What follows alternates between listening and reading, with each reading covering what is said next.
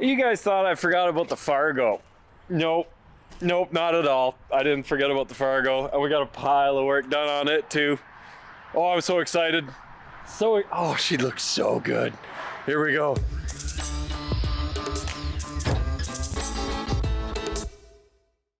The story is he bought it from a farm auction just down the road, but I think it was an old army truck. Lightly seized. We'll just send that out for an oil analysis. In my head, it'll be super quick. We'll pull the cab off, put the Fargo on it. We can register it as a classic. Juice brake truck, so anybody can drive it with a DT466. Even though you guys said, let's keep the 5-spoke, keep it looking old. It's not what we do on the boss.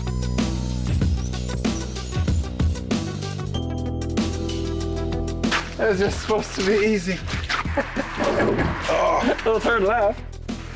Thing is, with big tires, there's no machine to do it for you. It's only bars, hammers, and a little bit of lube. And this is why Edison is building their trucks with 1/2-inch frames. Because that happens. And I know I caused a lot of extra issues for me with these super singles. They look so good.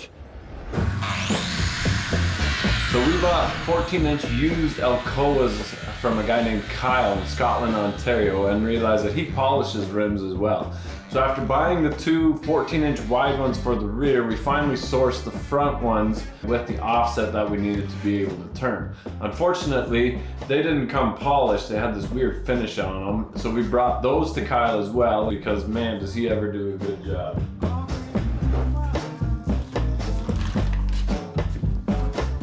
Wheels and tires, they make the vehicle.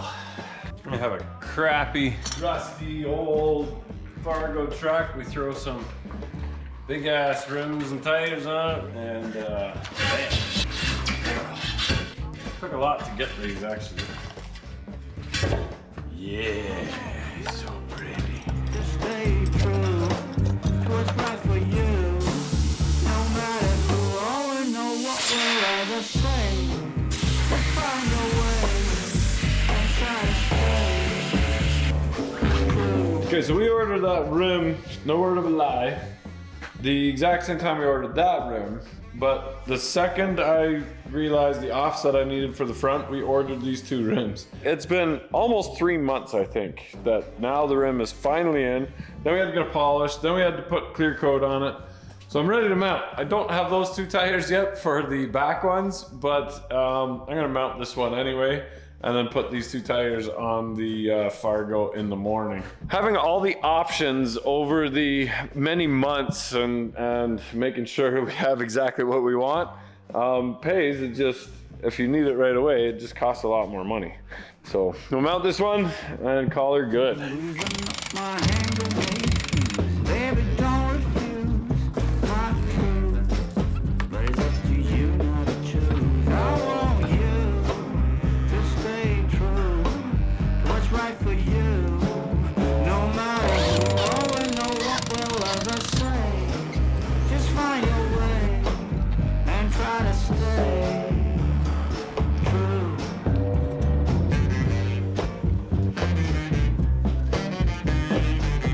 Because these are the rears, 14-inch. Trying to find tires. We have a tire guy in town that does really decent prices. So we got the fronts, and I told him aggressive tread. I meant for the back, because the fronts are just steers. But he did get me these AT15 Hancooks. Good tires. Now they're aggressive tread on the front. Problem is, I can't find aggressive tread in a 14-inch on the back. That is the 41-inch diameter, side to side. So then we've got like a road tire on the back and like a dump truck tire on the front. That's no good. So I went to go see Phil. And of course, Phil, he's awesome. He's like, oh, you mean these tires right here? These are the ones you want? These super singles? Not exactly what I want, but Hankook doesn't make it in a 41-inch diameter. So this is a 445, I believe, 65. Would have wanted it a little bit lower. This one's 5 inches bigger, so 2.5 inches all the way around. And not as wide as I'd like it, but for the price. He said I could have these for half price as well. So trying to keep it in budget. And I generally don't buy wheels and tires until the very end of the project, but it kind of dictates where the cab goes, what the stance is, where all the stuff goes, how big of a roll off we need to make it fit. So we're gonna try and mount these. They're gonna be a real pain to seat because that is not 14 inches. That is a lot less than 14 inches. But we've got goop and a bead blaster, so we'll see if we can make this work. The valve stem's in, it's got the ceramic coating on it, the nice polish, we're good to go. Thing is, with big tires, there's no machine to do it for you. It's only bars, hammers, and a little bit of lube. Okay, so I was actually the spare tire guy at my last place of employment, but that was, 20 years ago. So I'm a little bit rusty, but there's a misconception out there that big tires are difficult to install, where the truth is, the bigger they are, the easier they are to install. I fought with my Gator tires for a half hour, but it doesn't take more than 5-10 minutes to do one of these transport truck tires. And when you start getting into combines and agriculture, the most difficult part is just breaking the bead. But valve stem down, generally, if you're sweating while you're doing tires, you're doing something wrong. Oh yeah! There we go, boys. Slow down, take a look, and they should just slide together. For a quick recap, you guys might remember my old school bus. I took the Cummins out of that, and that 24 valve P pump compound turbo was going on my Silverado. But I used the bus for storage, got rid of the bus, but held on to the axles because I want these 10-bolt Bud hubs with juice brakes. So the DT466 that we bought has juice brakes with 5-spoke, but man, oh man, once you put these super singles on there, that is exactly what I want. Okay, there she is. Now, these tires, because of the rims, the outside distance stays the same, but we've got a little bit more room on the inside. So our brakes are much more exposed now. Not a big deal, doesn't mean anything. And of course, we're going to redo all the brakes and go over everything, but that's later. This is a stance, and oh my goodness. Look at that. We'll definitely put a center cap on that so it's all shiny, but that looks amazing. My. Okay, we got the brakes off, and now that sticker is at the top, and this bent piece of my dust cover is sticking towards me, so I can count how many times to get the tire, as long as both tires are spinning at the same time. So that is 1, 2, 3, 4.5. Oh, 5. 5 to 1. Ouch. Okay. So I'm gonna see what gear ratio that actually is, but I can put the size of the tire in the calculator and my gear ratio, and then my RPM of my DT466, and then figure out the last gear on that Road Ranger, and that will tell me my top speed, because right now the automatic and whatever that is not great. So hopefully that's like a 7 to 1, and then we'll be okay. But either way, we're gonna pull that truck ahead and get that roll-off system out of there.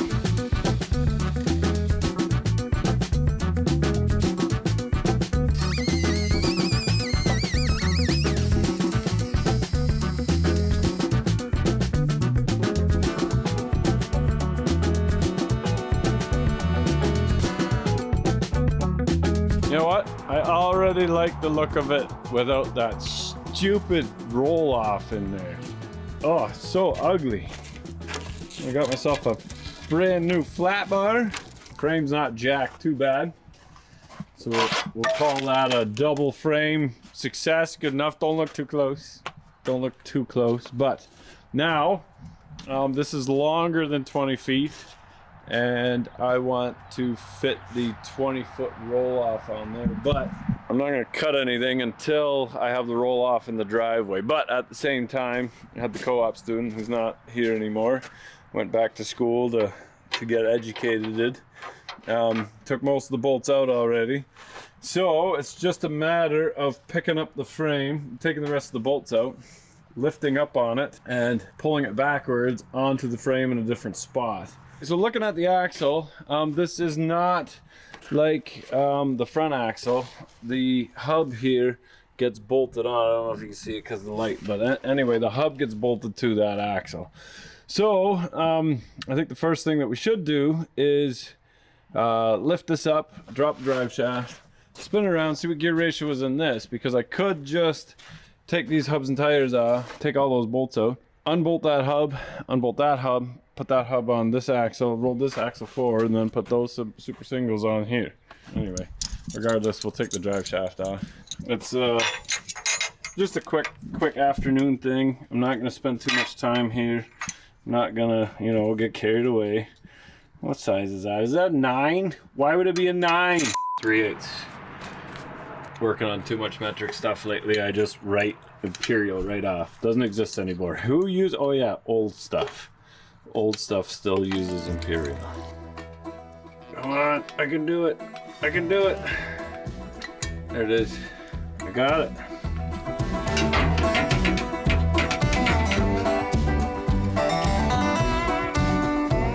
Okay, let's see. Let's see, I'll just mark my tire. I'll spin, make sure both spin. Ah, that one stopped spinning. So we got, come on now. You make the test really hard. Stupid brakes. Okay, so.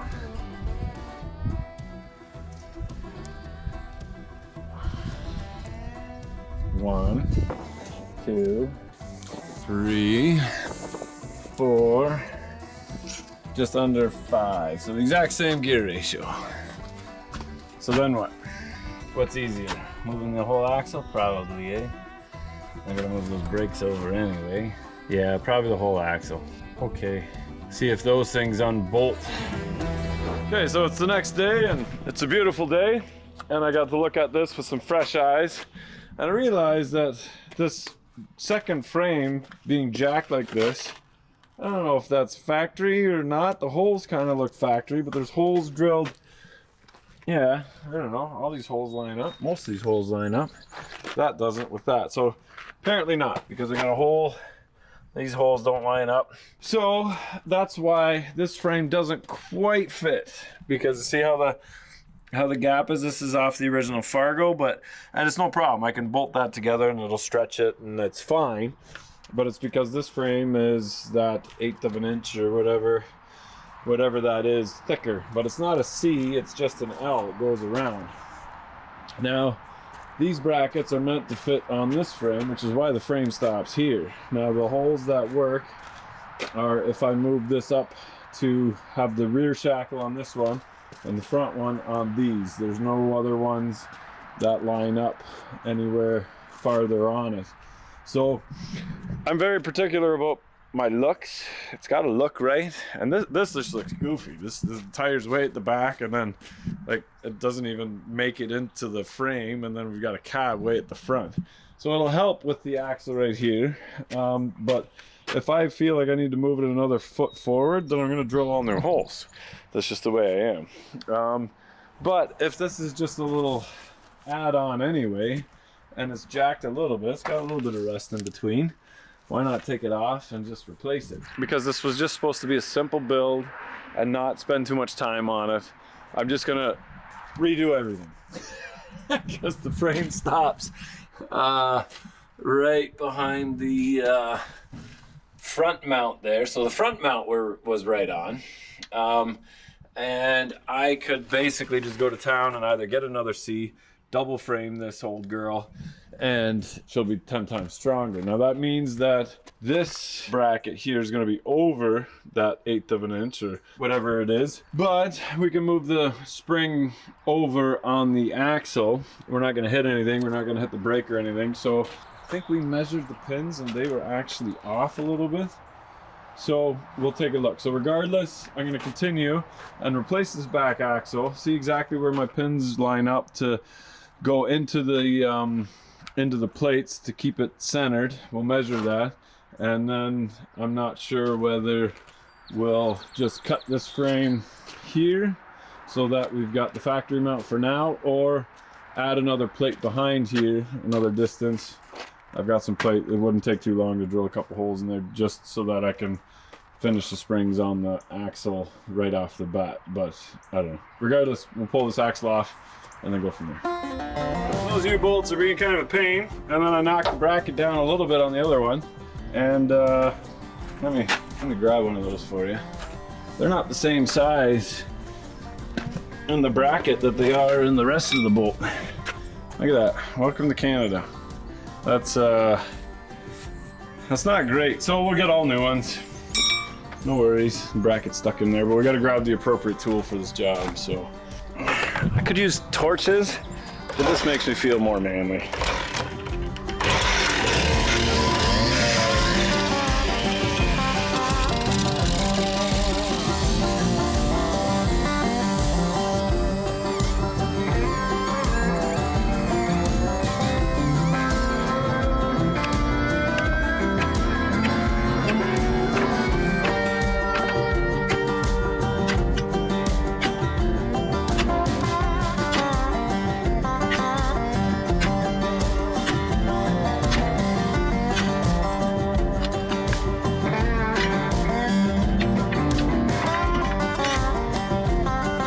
Go.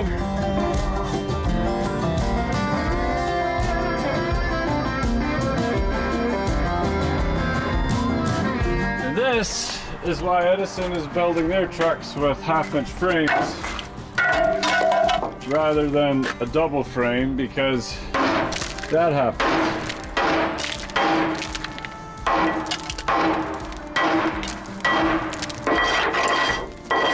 We'll just say all that steel came from this plate, and the structural integrity of this is perfect.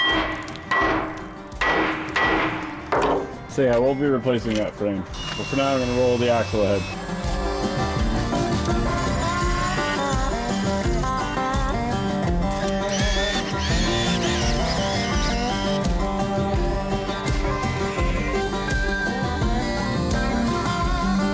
Brackets are actually slotted for the springs, so the springs are able to change that width. That's that extra half-inch that I need, quarter-inch on either side for that C-channel. The hole for the detent on the axle to keep this bracket in the same spot is in a different spot, which is perfect because then I can just drill a new hole wherever I need the hole. So I'll C-clamp it down, take my measurements on exactly where I need it.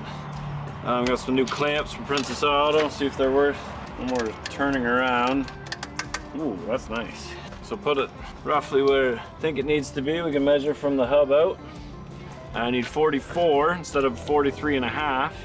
And then I can bolt it to my single frame because the spring will be on the inside. And then when I put the double frame on, the spring will just slide over to the other side. Works really slick. So we'll measure that. See where we're at. We'll get close and then we'll use a square. 5 dead on. 5 dead on. 6/8 of an inch both ways. So that's on the wrong side, but the pin is in the way on the other side, so it's squared because it's a pretty tight fit with the notch around there. So now I stuck my square on there, making sure it's tight up against the side. Added 2 inches because of this. Ran my tape over with a straight edge onto this side, making up for the little gap here. I need 46 3/4 because it's half on this one and quarter on that one. Same distance from here to here as it is from here to here. And now I can take the square, run a line across, and make the mark on the other side there, and then press down on the plate so that the pin makes a mark on the back of this, and then drill it. That should be it. Okay, so I measured the original pins on the springs, so the very outside, the very inside, and realized where this has to be. That is the most important thing. Then I did some calculations, put this bar up, and then made sure that it was even side to side from brake rotor or the housing here to the housing. Then made sure I stuck it up past the housing so I could measure the top across and the bottom across and make sure that those distances are exactly the same so that it's not tilted this way. Measured again from here, subtracting my very outside of where the spring would be and the very inside of where the spring would be. So the very inside is where it is right now. Very outside is where it's going to be once we add the double frame. So this should be where it is. Now these are tapered because the axle is tilted. So you can change your pinion angle by shimming these or using different ones of these placed. But the thicker part was at the back and that hole was towards the back. The pin on the other axle was towards the back. So you know the higher part has to be towards the back. The pin ended up being exactly where the hole is for my springs, but you can see it doesn't poke out through. It's not going to interfere with that pin at all. The pin doesn't go all the way down in. So drilled the holes, put them in place. I think I'm where I'm supposed to be. Now I can throw it underneath the truck. So we'll throw a U-bolt around it, and then I might, you know what, no, I gotta run out in the morning, and I'll do that in the morning. Run out and get new U-bolts. So I'll put it underneath there just so it looks pretty, but I might as well bolt it down because it's going to come off of there as I'm going to have it sitting on top, unbolt this, take the forklift, pick up the frame, and then roll the whole frame backwards until I kind of line up with the holes that I want to use. But I'm not going to do that because it's going to flop around. It's going to be heavier on one side or the other, and if it's not bolted down, everything's going to fall apart and it's going to be a bad day. So I'm just going to place the axle underneath and then look at it, pat myself on the back and tell myself what a good job I did. Go in the house and have supper and not come back out until the morning when I have new U-bolts, because I did not have time to do that today. So yeah, here we go.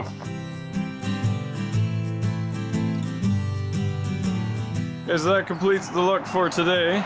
Again, very long stretched look, but we'll move the axle ahead tomorrow, and it's coming together. That is exactly what I had envisioned, and I love it. It's just a little bit goofy. Just roll it forward so it looks more like a truck, and a little bit more shininess around the rims. Put some hubcaps on there. I love it. Okay, got some shiny new U-bolts that the threads aren't all messed up and there isn't a rotten chunk in here. And these are from Pyatt Spring and Alignment on Silver Street, and those guys are awesome. Just bring them your old U-bolt. They bend these up on the spot to whatever custom size you need. And their alignment guy, which is the shop out back, is second to none. We're not sponsored by them at all, but for alignments, the way alignments go, they actually set everything rather than just your toe. And if he can adjust my vehicles where I'm like, hey, I added another 800 pounds to the front axle, can you make it go down the road straight? And he does, even though he doesn't like me.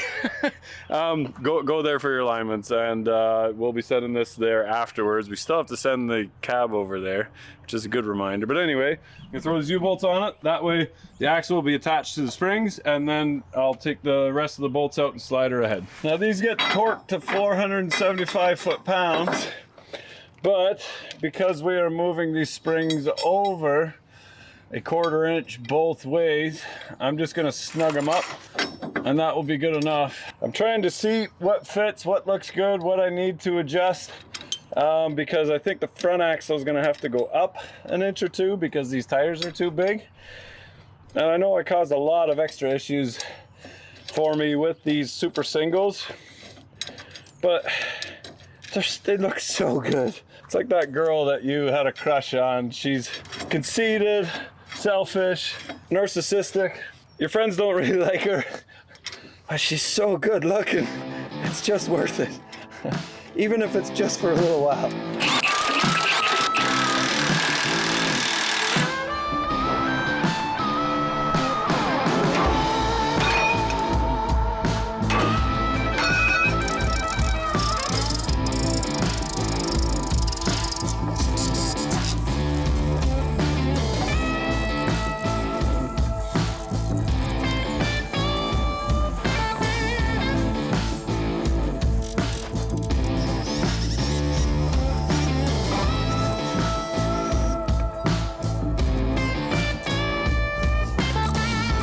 Man, I love it when a plan comes together.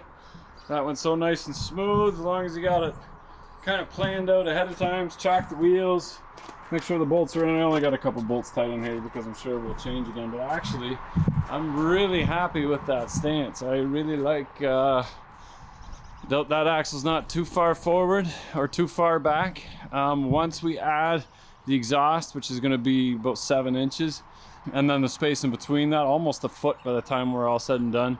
That will bring the aesthetics of the cab back a little bit, and then that will match pretty nice with that tire right there. I might have to cut just a little bit off the back, maybe just a foot or two, but that will put the tire farther back aesthetically to the back of the truck. But again, we don't want that cantilever effect where because we're loading, we don't want the front to come up every time and shake the cab all to pieces, because it's not new. It's a slight angle up, but by the time we put the roll-off unit and whatever bin on top, she'll sit pretty level. So I'm really happy with how this is all turning out. I wish the tires were a little bit narrower on the front, but at the same time, I do like that stance. We won't be driving. None of our vehicles are really like bad weather vehicles. We will use this, it's practical. We're gonna probably drive down to Kentucky with it and have a good time with it. But it's not an everyday vehicle. It's not super comfortable. It's loud inside the cab. It's rattly. The wind noise from the door seals. We don't care about stuff like that. We just want to have a cool truck to drive. And yes, super singles are not practical. Why did I do it? Because I've got lots of trucks with duals, and I wanted to do something different, and so far I'm super happy. They're also taller, which will give me a little bit more speed at the top end. We've got a Road Ranger 10 speed at VNR. I hope it's the one with overdrive. And we're gonna go grab that one soon as the weather, it's been like raining every morning and nice in the afternoon, but I gotta make a day out there, and I gotta go get that roll-off unit. I'm super excited about that. But once that's all fitted, we're gonna build a really nice headache rack at the back. That's also the exhaust. When it's nice days, I work on it outside if I feel like it. If it's crappy, I work on stuff inside the shop. And we have that luxury to do that. So thanks for watching, guys. Appreciate every one of you guys. Hopefully you enjoyed this episode, and hopefully we'll see you watching the other videos as well. Lots of other stuff being done inside the shop. And remember, if you're not filthy, you're not rich. You got to get out in there and work on your own stuff too. Here we go.